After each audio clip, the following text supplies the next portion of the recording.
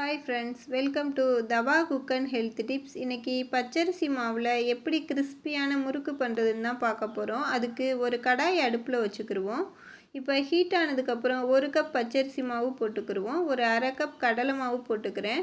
அடுப்பை லோ ஃப்ளேமில் வச்சு லைட்டாக வறுத்து விட்டுருவோம். மாவு சூடானா மட்டும் போதும். இப்போ ஒரு பவுலில் எடுத்து வச்சுக்கிடுவோம். எடுத்து வச்சுட்டு அதே கடாயில் 2 கப் தண்ணி ஊற்றிக்கிறேன் 1.5 கப் மாவுக்கு. இப்போ 1 ஸ்பூன் உப்பு போட்டுக்கிடுவோம். 1/4 ஸ்பூன் மஞ்சள் தூள் போட்டுக்கிறேன். 1 ஸ்பூன் மிளகாய் தூள் போட்டுக்கிறேன். இப்போ கொஞ்சமாக பெருங்காயம் போட்டுக்கிறேன், பெருங்காயத்தூள். இப்போ 1.5 ஸ்பூன் எள்ளு, ஒரு ஸ்பூன் ஜீரகம் போட்டுக்கிறேன்.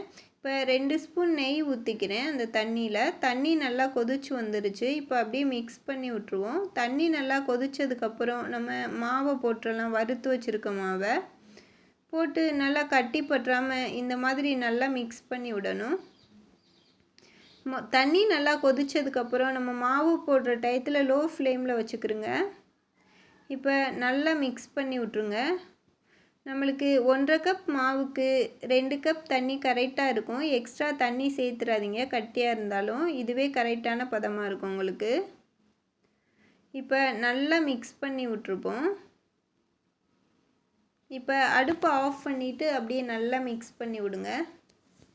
இந்த மாதிரி நல்லா மிக்ஸ் பண்ணிவிட்டு ஆறுனதுக்கப்புறம் நீங்கள் கைனால் இந்த மாதிரி நல்லா பிசைஞ்சு விட்டுக்குருங்க. அப்போ தான் நம்மளுக்கு மாவு நல்லா சாஃப்டாக இருக்கும்.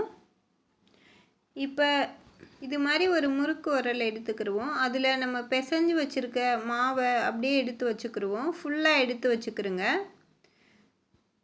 வச்சுட்டு இப்போ நம்ம முறுக்கு அச்சு எடுத்துக்கிடுவோம்.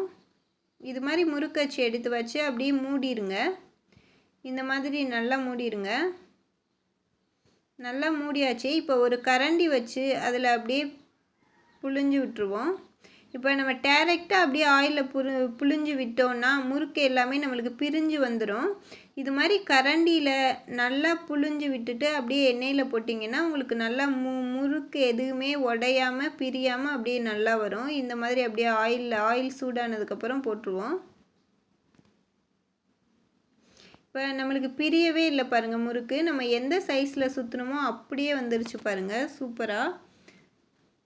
நம்ம இதுக்கு உளுந்து எதுவுமே அரைக்க தேவையில்லை. நம்ம சாதாரண பச்சரிசி மாவு வச்சு அதில் கொஞ்சமாக கடலை மாவு சேர்த்து நம்மளுக்கு கிறிஸ்பியான முறுக்கு செய்யலாம். இப்போ பாருங்கள் எவ்வளவு கிறிஸ்பியாக இருக்குதுன்னு சொல்லிட்டு.